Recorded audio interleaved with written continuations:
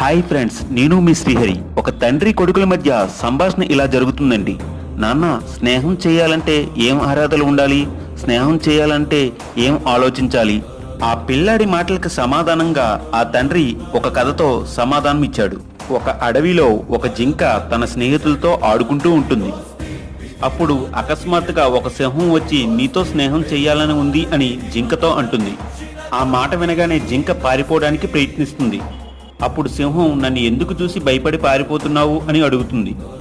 ఏం సమాధానం ఇవ్వకుండా జింక అక్కడి నుండి వెళ్ళిపోతుంది. మరుసటి రోజు సింహం మళ్ళీ అదే ప్లేస్కి వస్తుంది. ఈసారి జింక చాలా ఆలోచించి సింహంతో స్నేహానికి సిద్ధమవుతుంది. అప్పటి నుండి సింహం జింక నిజమైన మిత్రుల్లాగా అడవి మొత్తం తిరుగుతూ ఉంటారు.